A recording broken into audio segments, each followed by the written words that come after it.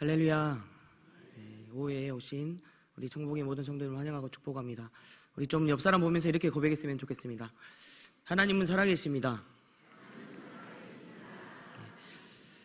방금 했던 오늘의 이 고백이 우리의 삶이 고단할 때에도, 그리고 길이 보이지 않는 것 같을지라도 여전히 고백할 수 있는 우리의 인생이 되기를 소망합니다. 오늘 우리가 보는 이 룻기서의 말씀이 하나의 사건으로 그냥 끝나는 것이 아니라 말씀 속에서 하나님께서 나에게 말씀하시는 바가 무엇인지 깨닫는 귀한 시간이 되면 좋겠습니다. 오늘 이 말씀 우리가 너무나도 잘 알고 있는 말씀이죠. 오늘 말씀에 보니까 두 며느리가 어머니를 쫓아옵니다. 오르바와 룻이 나오미를 쫓아와요. 쫓아왔다는 것은 우리가 결과를 알고 있지만 오늘 오르바도 적어도 시어머니 나오미를 좀 봉양하고 싶은 마음이 있었다는 거죠. 이렇게 보면 굉장히 착한 것 같아요. 남편이 죽었고 이제 다 죽었으면 고향으로 돌아간다고 하면 저는 힘듭니다. 저는 친정이 여기에 있고 저의 백성이 다 여기에 있기 때문에 여기에 남겠습니다. 이렇게 말을 해도 되는데 같이 어쨌든 또 쫓아간다는 것은 착한 거예요. 분명히 나오미가 오늘 자기의 모든 상황을 이야기하고 이스라엘에 돌아가게 되면 너희가 얼마나 어렵게 될 것인지를 이야기하는데, 그 이야기한 후에 오르바와 룻의 반응이 나눠집니다. 그렇게 나눠지고 헤어지니까 우리가 그냥 겉보기에는 그래, 오르바는 이스라엘에 가면 인종차별도 있을 것이고 핍박도 있을 거고 상황이 어려워지니까 사는 게 힘든 것 같으니까 다시 자기 친정으로 돌아가는구나. 그리고 룻은 좀 더 효도하는구나. 끝까지 시어머니를 감당하려고 하는구나. 이런 식으로 볼 수도 있는데요, 성경은 그렇지 않다고 말씀하고 있습니다. 오늘 15절에 보세요. 15절에 보면요, 나오미가 뭐라고 말을 하냐면 오르바가 따라간 사건을 친정으로 그냥 편하게 살기 위해서 갔다고 보지 않고, 우리 함께 말씀 보겠습니다. 시작. 나오미가 또 이르되 보라, 내 동서는 그의 백성과 그의 신들에게로 돌아가나니. 아멘. 이렇게 말을 합니다. 돌아간 것이 그냥 단순하게 친정으로 돌아갔다는 게 아니죠. 자, 봐. 오르바처럼 가서 편하게 살아 하는 그런 상황으로 이야기하는 것이 아니라 그가 간 중심에는 무엇이 있었냐면 그의 백성과 그의 신들이라고 하는 것이 있는 거예요. 이게 굉장히 중요한 겁니다. 그렇다면 우리가 좀 이따가 룻의 고백을 볼 텐데, 룻은 적어도 모압에 있는 자기의 친정과 이 사람들을 자기의 백성과 자기의 신으로 생각하지 않았다는 거죠. 그 말이 16절 상반절에 보면 나옵니다. 우리 16절 상반절 말씀 함께 보겠습니다. 시작. 룻이 이르되 내게 어머니를 떠나며 어머니를 따르지 말고 돌아가라 강권하지 마옵소서.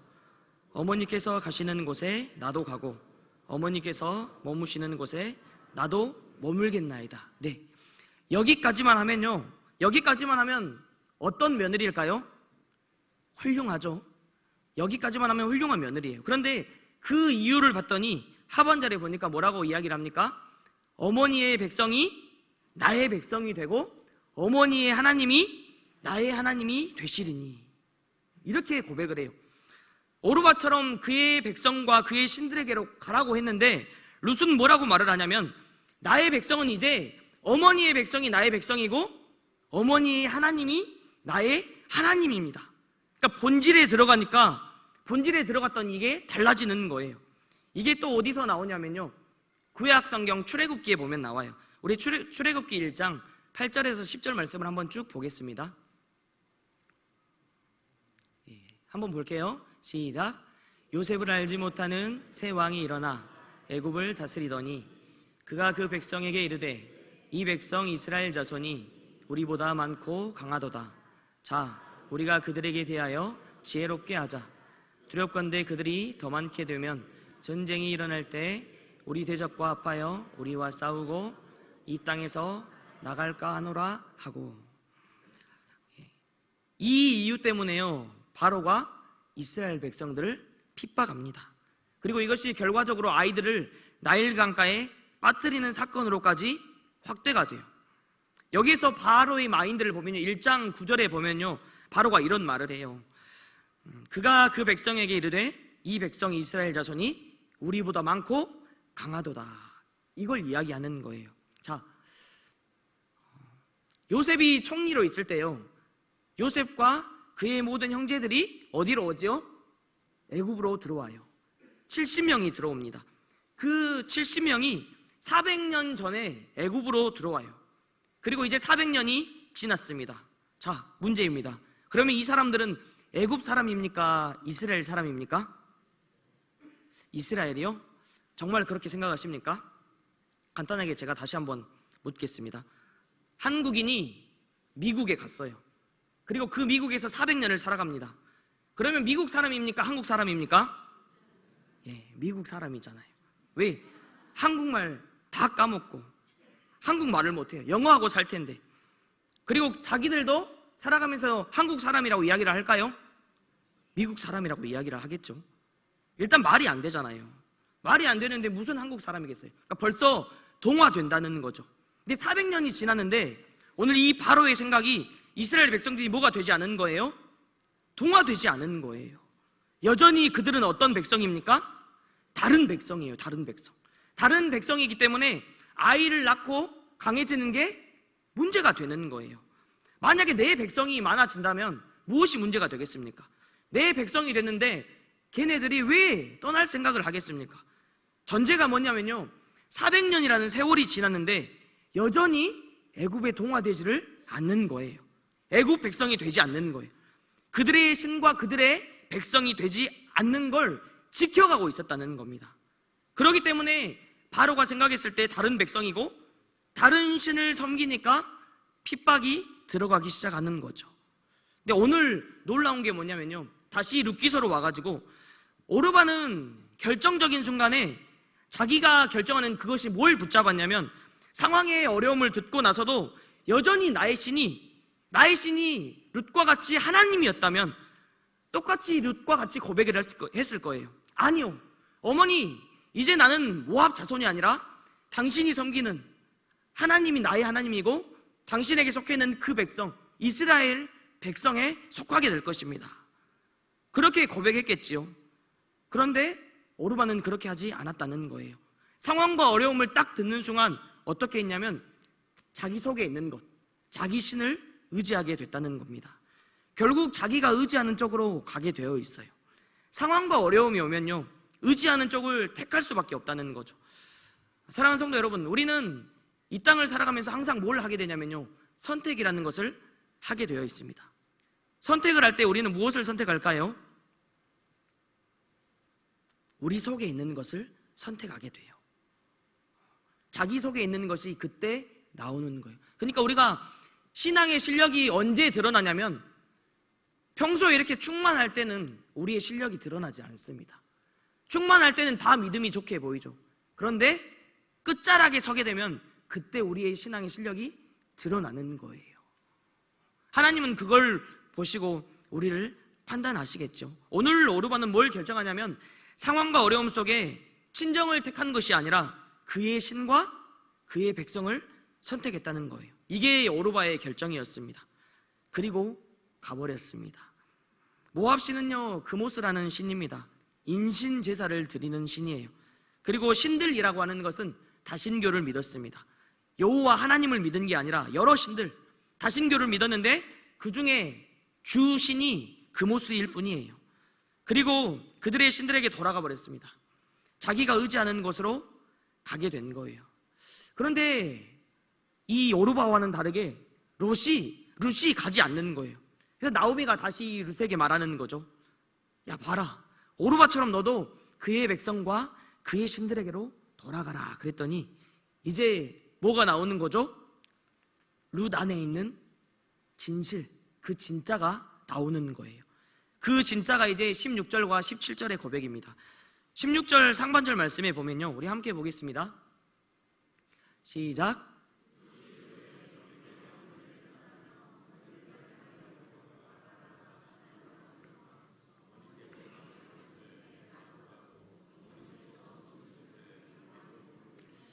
아멘.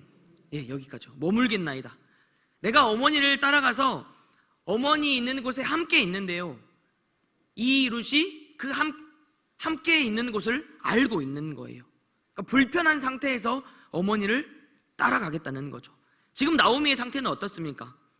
남편도 잃어버리고 자식도 잃어버리고 모든 걸 잃어버리고 이스라엘로 돌아가는데, 사실 돌아가봤자 나오미에게 무슨 소망과 무슨 희망이 있겠습니까? 그런데 룻이 뭐라고 고백을 하냐면요, 어머니, 나는 불편하게 당신을 쫓아가겠습니다. 그리고 진짜 쫓아가서 나중에 끔찍한 불편함을 겪습니다. 그런데 그렇게 할 수 있는 이유가 뭐냐면, 그 이유가 어머니를 사랑하는 것도 있지만 룻이 고백한 바로 이 다음 고백 때문에 그렇습니다. 16절 하반절 말씀입니다. 어머니의 백성이 나의 백성이 되고 어머니의 하나님이 나의 하나님이 되시리니. 아멘. 룻이 적어도 엘리멜렉과 나오미가 나와서 물론 하나님을 떠나왔지만, 그리고 거기 와서 모든 것을 상실했지만, 나오미가 나중에 다시 하나님을 바라보고 다시 돌아갈 수 있는 그 신앙이 있는데, 그걸 곁에서 룻이 바라보면서 뭘 봤냐면 하나님을 만난 거예요. 이게 믿어지십니까? 우리 하나님의 일하심이 참 놀랍죠. 우리는 하나님의 일을 할 때 가끔 이러는 경우가 있는 것 같습니다. 복음을 전해야 돼요. 전도를 해야 되는데 꼭 뭔가 이런 걸 하려고 하면 나의 상태가 좋아야 되고 내가 뭔가 성령 충만해야 이 일을 감당할 수 있다고, 이런 역사가 일어난다고 우리는 생각을 합니다. 과연 그럴까요? 그렇지 않아요. 참 놀랍습니다. 무엇이 놀랍습니까? 우리 하나님의 일하심이 참 놀라워요. 우리의 생각을 뛰어넘습니다. 예를 들까요? 제가 말씀을 준비했어요. 말씀을 준비했는데 혼자 스스로 생각하기에 기가 막히다, 이거면 뒤집어지겠다 하고 설교를 했는데 한 명도 뒤집어지지 않는 거예요. 참 희한하죠? 그때는 하나님께서 제 마음을 막 뒤집으세요. 너의 깨달음이, 너의 한치 그 깨달음이 사람을 변화시킬 수 있겠느냐. 근데 또 어떤 경우가 있냐면요, 반대로 설교하고 나서 죽 써버렸네, 실수했는데 그때 은혜 받았대요. 우리 하나님의 일하심은 굉장히 놀랍습니다. 나오미가 이 모압 지방에 가서 거기에서 희미하게 하나님을 바라보고 떠난 거에 대해서 돌아오지 못하고 있지만, 그 여호와에 대한 갈망과 그 사모함을 통해서 룻이 뭘 봤냐면요, 도대체 이 땅에 와서 살면서도 왜 저렇게 놓지 못하고 그 갈망함으로 여전히 하나님을 바라봤을까. 그걸 바라보면서 이 룻이 무엇을 발견하냐면 하나님을 만나기 시작한 거예요. 그 고백을 하고 있는 거예요. 그 고백 속에 이제 뭐라고 고백을 하냐면, 어머니의 백성이 나의 백성이고 어머니의 하나님이 나의 하나님입니다. 이 고백이 나오는 거예요. 근데 사실요, 그 백성을 룻은 만난 적도 없어요. 근데 웃긴 게 뭔지 아세요? 이 고백을 했는데 아직 이스라엘에 가지도 않았습니다. 그리고 같이 간 사람은 나오미 한 명이잖아요. 자기가 내 하나님이라고 하면 그 하나님이 내 하나님이 되는 겁니까? 자기가 내 백성이라고 하면 어머니의 백성이 자기의 백성이 되는 겁니까? 이스라엘의 선민의식이 얼마나 강한데요. 이스라엘 백성이 이 룻을 보면 뭐라고 할까요? 야, 너 뭐야? 우리는 너 같은 사람 인정하지 않아, 꺼져, 이렇게 이야기하지 않겠습니까? 근데 룻기 2장에 가면요, 이 문제가 굉장히 치열해져요. 이게 쉽게 생각할 일이 아니라는 거죠. 사랑하는 성도 여러분, 우리는 말씀을 볼 때요, 한 치 앞 떨어져서 말씀을 볼 때가 많은 것 같습니다. 그런데 지금 내가 이 룻의 상황이라면 그럴 수도 있지, 이렇게 말씀이 다가오겠습니까? 내 상황이라면 결코 그럴 수 없지요. 야, 우리는 너를 인정하지 못해, 얼마나 두렵고 떨림 가운데 있겠습니까? 나오미 하나는 그렇다 쳐도, 나오미가 사실 그것 때문에 오지 말라고 하는 건데, 이스라엘 백성들이 가지고 있는 인종차별이 얼마나 대단한 건데, 특별히 오늘 모압과 암몬 자손은 어떻습니까? 신명기 23장 3절에 보면요, 모압과 암몬은 여호와의 청회에 영원히 들어오지 못하는 족속입니다. 그러니까 굉장히 하찮고 천대받는 백성이라는 거죠. 이런 백성이 온다는데 누가 이스라엘 가운데 인정하겠습니까? 이거는 말이 안 되는 겁니다. 말이 안 돼요. 그런데 오늘 룻은 이렇게 고백을 하는 겁니다. 머물겠대요. 불편한 걸 아는데 쫓아가겠대요. 다 알고 있는데 왜 그럴까요? 여호와 하나님이 나의 하나님이기 때문에 그렇습니다. 참 놀랍죠? 그들이 인정하지 않는다 할지라도 나는 그의 백성으로 살아가겠습니다. 왜냐하면 그들이 하나님을 바라보는 것처럼 나 또한 하나님을 바라보기 때문에 그렇습니다. 이제 저도 하나님을 나의 하나님으로 고백하기 때문에 하겠습니다라고 결단을 한 겁니다. 그리고 거기에서 멈추지 않고 더 나아가는 거예요. 우리 17절 볼까요? 17절의 고백이요, 굉장한 고백이에요. 아마 이 고백으로 말미암아 하나님의 시선이 룻에게 머물지 않았을까 싶습니다. 우리 말씀 함께 보겠습니다. 시작. 어머니께서 죽으시는 곳에서 나도 죽어 거기 묻힐 것이라. 만일 내가 죽는 일 외에 어머니를 떠나면 여호와께서 내게 벌을 내리시고 더 내리시기를 원하나이다 하는지라. 아멘.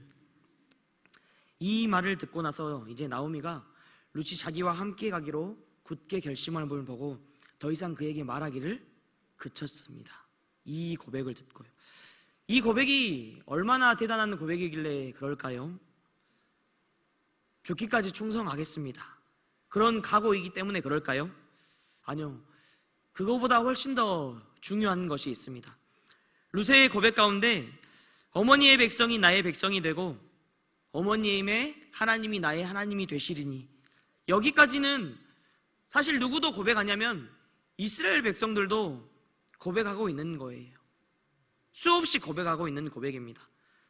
그 이스라엘 백성들이 진짜 하나님을 왕으로 섬기고 있든 섬기지 않고 있든 입술로는 고백하는 겁니다. 그리고 이스라엘은 어쨌든 살아계신 하나님의 백성이잖아요. 그런데 어머니께서 죽으시는 곳에 나도 죽어 거기 묻힐 것이라. 만일 내가 죽는 일 외에 어머니를 떠나면 여호와께서 내게 벌을 내리시고 더 내리시기를 원하나이다. 여러분, 나오미의 가정이 엘리멜렉이 처음 이스라엘을 떠났잖아요. 이 엘리멜렉이라고 하는 뜻이 어떤 뜻이냐면요, 하나님은 왕이시다는 뜻입니다. 그러니까 하나님은 왕이시라고 고백하는 그 이름 짓는 자가 이스라엘의 흉년이 드니까 자기가 살라고 그 이스라엘을 떠났습니다. 도망갔습니다. 하나님을 왕이라고 이름하는 자가.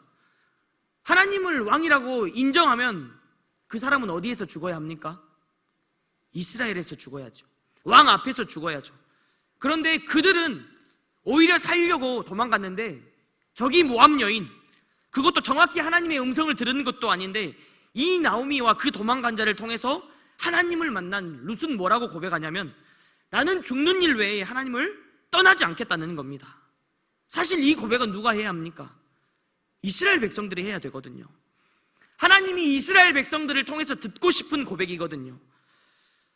근데 하나님이 진짜 자기 백성에게 들으실 이 고백을 그들은 다 자기 살고자 지멋대로 살아가는데 놀랍게도 오늘 이방 여인 룻이 와서 뭐라고 고백을 하냐면 나는 죽는 일 외에 여호와를 떠나지 않겠습니다 라고 고백을 하는 거예요.